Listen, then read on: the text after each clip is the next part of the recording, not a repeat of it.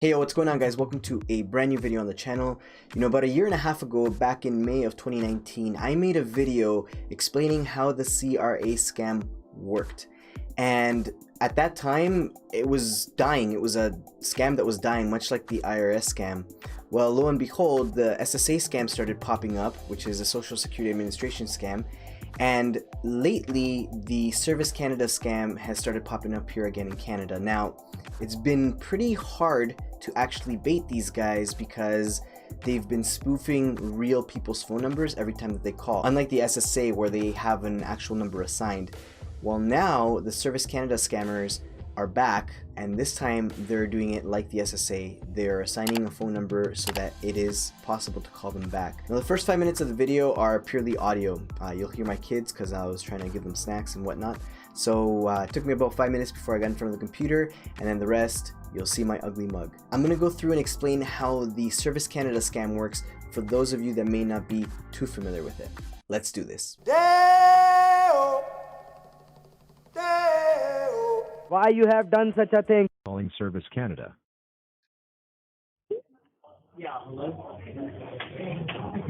Thank you for calling Service Canada. How can I help you?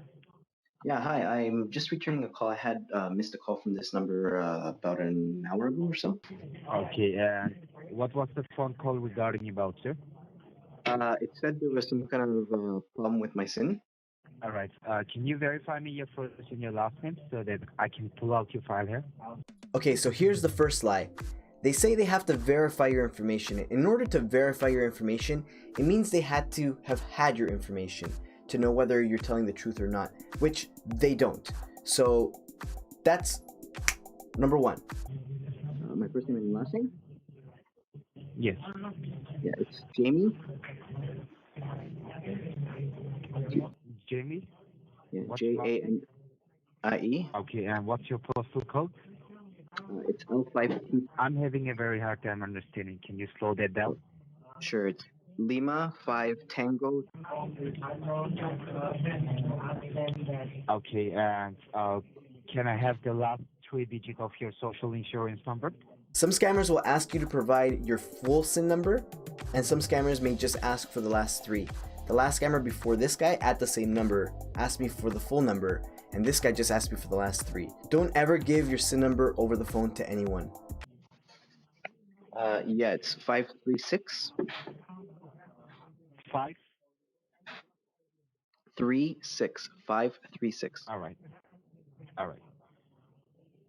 Okay, so Jamie, do you have a piece of paper and a pen handy to write down some information? No, give me a quick second. Let me just grab the pen. All right, sure. Just let me know once you're ready. Okay, I'm ready. All right. First of all, I want you to write down my name. My name is Officer Terry Lemon. At this point, they're gonna give you their fake name, fake badge number, all this fake information because they're trying to sound legitimate to you so that you believe that they're a real government employee, but they're not. Okay, your name? Do you want me to spell them out? No, I just need your. I didn't hear your name. Sorry. It's Terry. Terry. Terry. Okay. Lemon. Lemon. Lemon. Lemon, just like in fruit lemon. Oh, like the fruit or the vegetable, whatever it is. I don't know what it is. Yeah, like the fruit lemon. Okay. And I want you to write down my ID number, federal ID. That's SIN number 89. Sorry, give me a second. Give me a sec. My kid is screaming over here. Sorry. SIN what? Number 89. Yeah. 746. 746. And lastly, I want you to write down your 89746. Is that what you said, sir? 746. Okay, so 89746. Yes.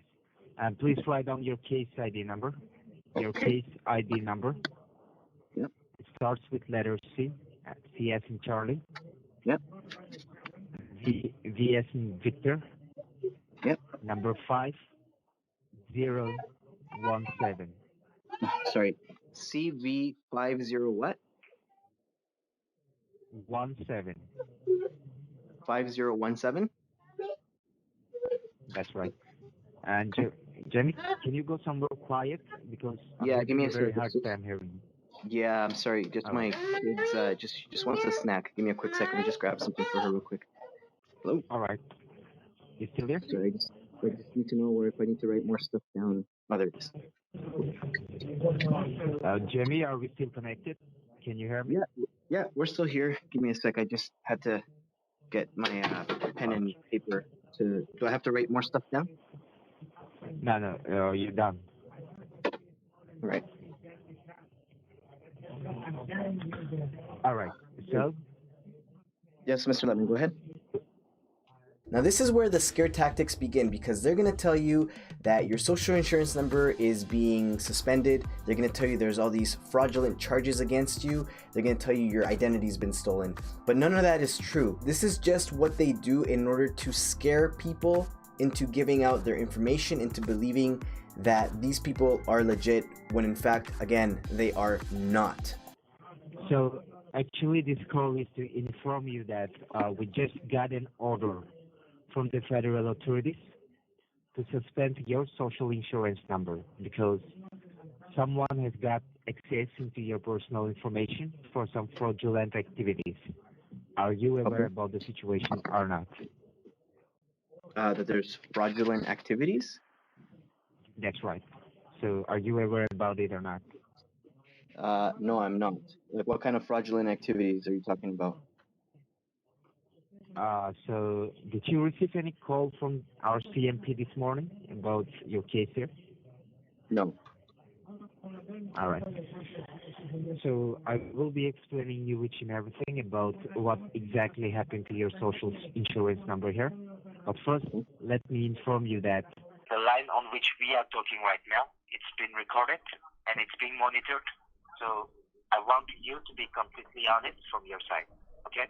Yeah, honest heads, yeah. I'll be honest. All right. So have you been the victim of an ID fraud in the past? I did lose my I left my wallet one time on the subway. And this was like maybe 6 years ago. And I was riding from Kipling to Kennedy, and so I stopped at like Kennedy, then it was Warden, then Victoria Park, then Main Street, and then it went all the way down the line like Lansdowne, Dundas, Dufferin, Ossington, all that area, Young, and somewhere along there, I don't know where it was, but I did lose my wallet. And I had to basically go get everything redone because as far as I knew, like nobody used my identity, but I knew that I had to get all my stuff redone, so I had to go to the Service Canada office and get my SIM card reissued, and I had to get my driver's license redone, my health card, like lots of stuff. I had to get all that stuff redone. So. All right. So now, have you ever provided your personal information to any third party, whether it's your friends or your family? No, I just have you done that before? No, the only person or anybody that I've ever shared my SIN number with is just my employer.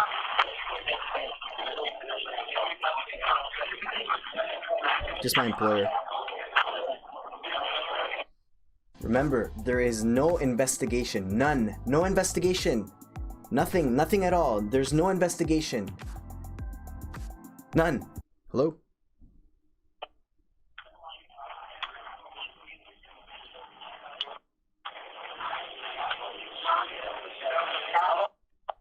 Yeah, the only thing I've shared it with is just my work.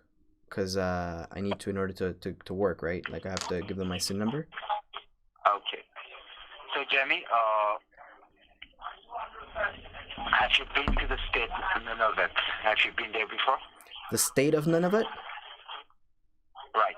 I've never been to the state of Nunavut, no. All right.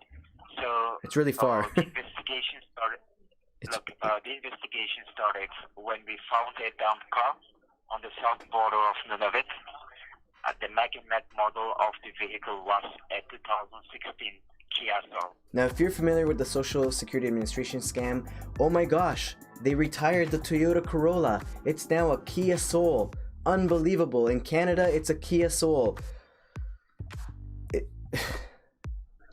After investigation, we found that the car was rented under your name and under your social insurance number, and there is one address linked with the title of the vehicle, the address, which is 266th Avenue, Hall Beach, Nunavut. So the RCMP raided that residence, but unfortunately, there was no one inside. But they have recovered 8 pounds of cocaine and some documentation from financial institutions like a Bank of Montreal, Royal Bank, National Bank of Canada, Canadian Imperial Bank of Commerce, and Bank of Nova Scotia. All this entire paperwork has your name on it, and over it, more than $200,000 have been wired, both local and internationally. 200,000? That's right. Wow. Right now, your name that's a lot. is under federal investigation with 2 criminal charges. That's drug trafficking and money laundering. Okay, so those are some pretty big charges, right? Drug trafficking and money laundering. Of course, anyone hears that there's an allegation against them about drug trafficking or money laundering, it's a huge thing. But remember, this is not real. They are completely lying to you, so don't fall for it. But since so truck traffic, and Canada, you said truck traffic and what? Money laundering. Money laundering. Right. Wow. Okay. So we met a background check on you, and we found that you have a very clean record. Your social insurance number does not have any other complaints. That's the reason we thought of giving you a call today, so that you would not face any kind of legal consequences in the future. Okay. Yeah. So right now, Jamie, what we are required to do is that we will have to secure and safeguard everything that is registered under your name, so that we can freeze out the remaining bank accounts under your name, which has already been created by the imposter. So I will be filling out an asset verification form here, where we can secure everything and freeze out the remaining accounts. So I want you to verify me with details how many accounts and assets are registered from your side. Like, first of all, you can let me know how many banks are you banking with within Canada. Okay, so here's where it gets interesting, because they want to ask you how many institutions you bank with and how much money you have in each institution. And the reason why they're asking this is because they're trying to gauge basically how much money they can scam you for. So if you tell them you have a lot of money, they will scam you for a lot of money. If you tell them you have very little money, they'll try to scam you for the little money that you have. So just keep in mind not to give them how much money you have in your bank accounts or any of that kind of stuff either. I just have the one account with BMO. I'm sorry? I just have the one account with Bank of Montreal. You said, what was the name of your bank again? Bank of Montreal. Bank of Montreal, right? Yeah, that's right. And what type of account do you have? A checking or a savings? Sorry, did you ask if I have a chickens and a shavings account? I'm sorry? Yeah, I have a chickens and a shavings account, yeah. I'm talking about what type of account do you have? A checking or a savings account? Yeah, chicken and shavings account. Yeah, I have both of those at Bank of Montreal, yeah. What will be the available dollar amount you might be holding right now on your account? Well, are you, so hold on. So are you asking this? It's like, it sounds like you're a financial advisor. You know, like asking me how much money I have, like financial planning or something here. But why is that important? To tell you how much I have? Because right now we are not able to differentiate between your actual accounts and the accounts created by the imposter. So that's the reason. You don't have to provide me your personal information like your account number, your routing number, or your credit or debit card number.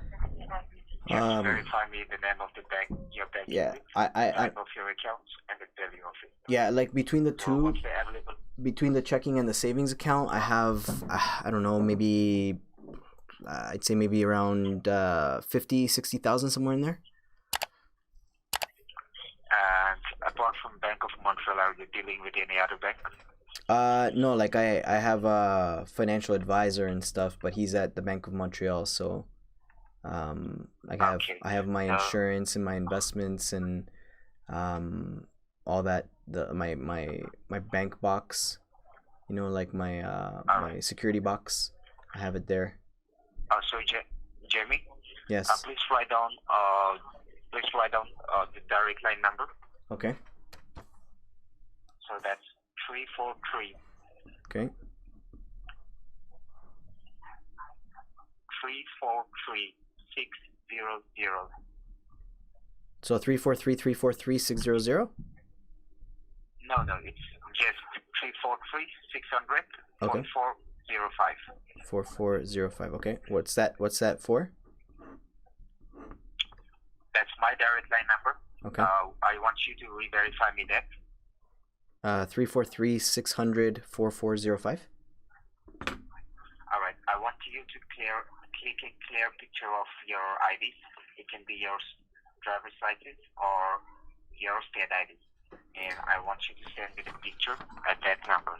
Okay, so at this point, you really have to think about what he just asked us to do. Take a picture of your ID and text it to him, right? Send him a text message. What legal government official would ask you to send them a text message of your ID? None. So keep that in mind, okay? No government official will ever ask you to text them information like this, ever.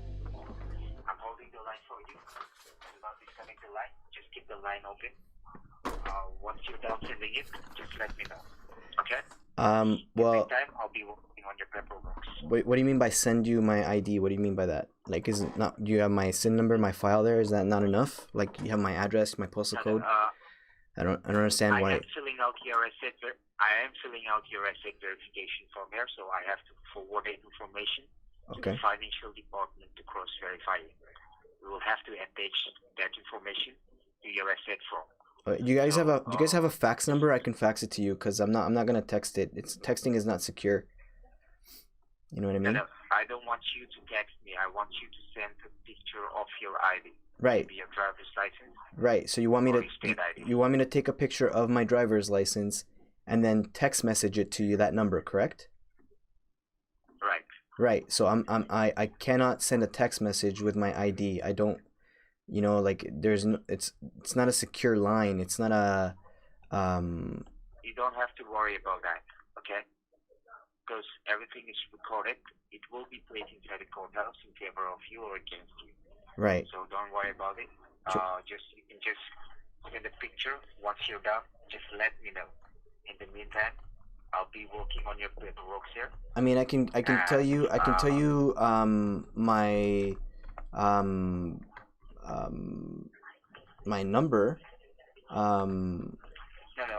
I want you to send me your ID. Well, okay. I can't send it, sir. My financial advisor at BMO told me never to ever, like, because there's lots of scams and stuff happening. They're like, yeah, you never want to send anyone like your ID or anything like that in like a text message. Like they said, you can fax it to someone, or you can email it to their email, but I have to make sure that their email is legit. So like that's one of the things that he told me, because a lot of people, they will text message their financial advisor, or they'll text message their information to people, but it's not a secure line, so it's something that people should never do. All right, if you think that way, then that's not a problem. You can just hire a criminal lawyer for yourself. For what? You can represent yourself inside the courthouse. What do you mean hire? Okay? What do you mean, sir? I can give you the license number.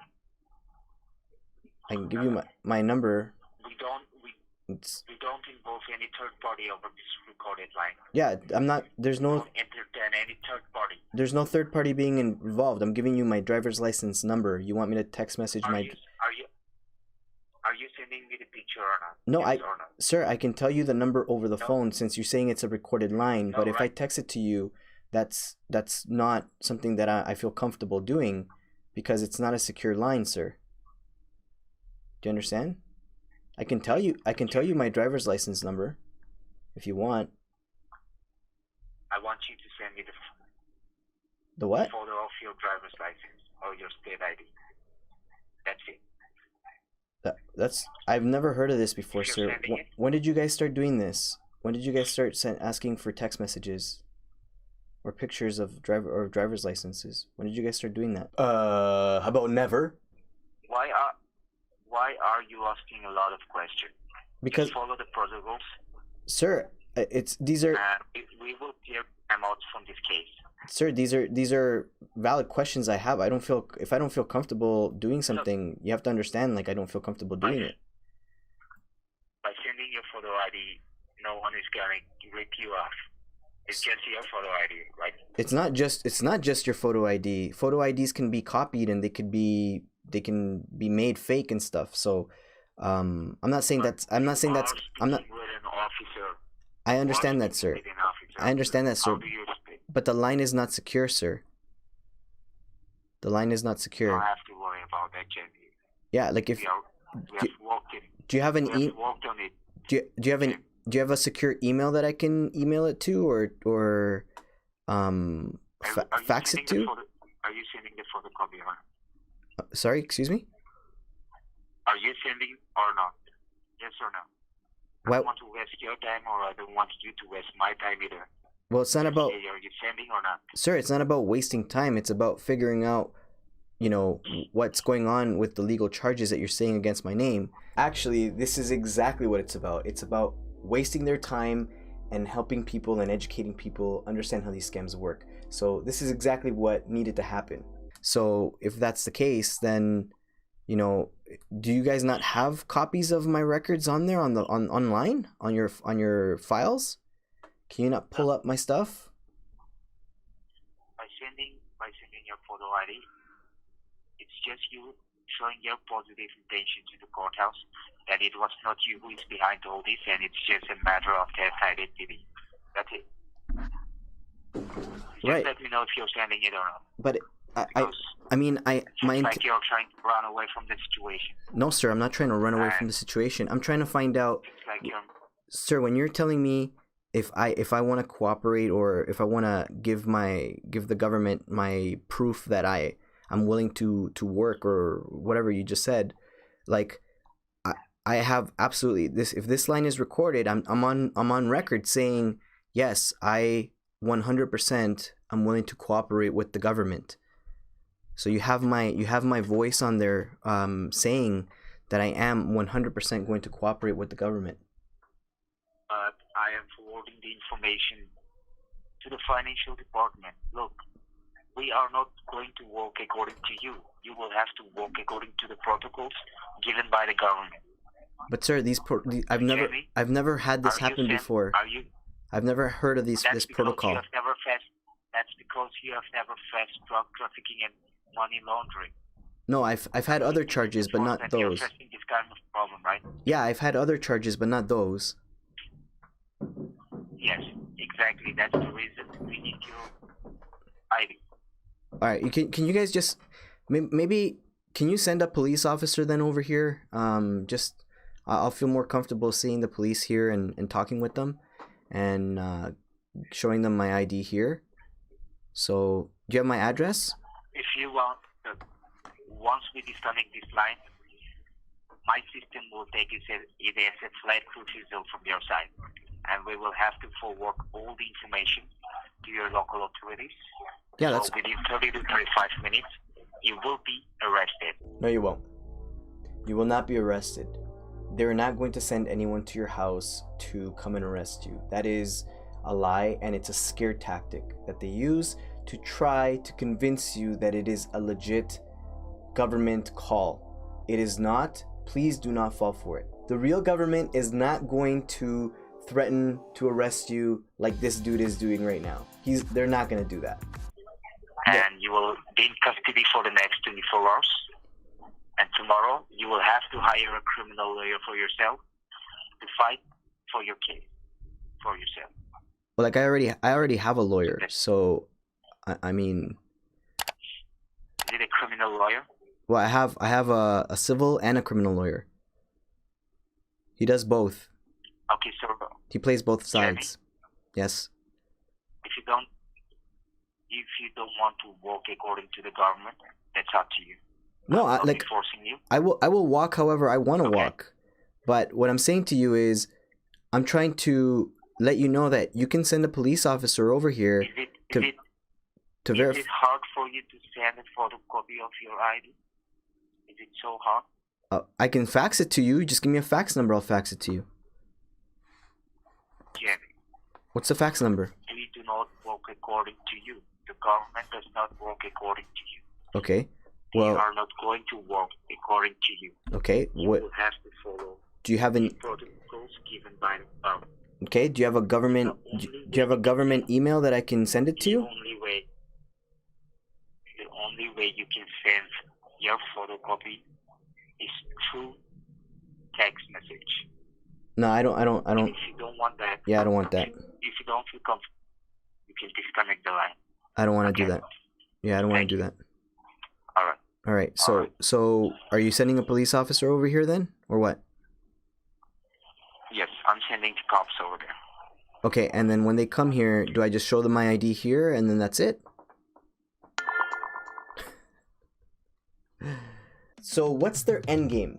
How much further could this have gone? It could have gone a lot further, and let me explain to you how much further it could have gone. Once they would have verified my ID through this text message, they would have instructed me to get in my car and go to a supermarket or a retail store and buy gift cards. Now, the reason they say this is you need to secure your money because, you know, your identity's been stolen, all these charges are against you, and your bank accounts are going to get frozen, and your, SIN number is going to be suspended. So you need to go do this ASAP. That's their whole thing. Once you do go and get the cards, what they then do is they ask you to scratch on the back of the card. They ask you to scratch and tell them the numbers, tell them basically the codes to these cards. And by doing so, you're securing your funds, which in fact, what you're actually doing is you're giving them your money. Okay, so what the scammers do with the gift cards, because a lot of people ask, what do they do? Why do they ask for gift cards? Depending on the type of gift card that they do, they resell those. They, for example, like the Steam cards that sometimes they ask people to get, they'll sell them to gamers for a fraction of the cost. And they'll make that money, and then they'll get cash for it, and then they'll go away and they make their money. Same thing with other types of cards. They'll sell them at a lower price, so then they're actually getting real money. And sometimes they'll use them. Sometimes they'll use those cards to buy games, to buy movies, all these other different types of things, depending on the type of card that they get. So just beware that if they ask you to get gift cards, that's not a legitimate thing the government will ever do. They will never ask you to get gift cards. They'll never ask you to go put your money in Bitcoin machine, none of that stuff. All right, guys, I hope this helped. This is a huge thing here in Canada right now where they're attacking Canadians. So as a Canadian myself, I hope that this brought some value to you. Please remember to hit that thumbs up if you found value in the video. Consider subscribing, guys, if you really enjoyed what I just shared with you guys. And last but not least, make sure you share this with a friend or family member so they do not get scammed. Take care of yourselves, and I'll catch you next time. Peace.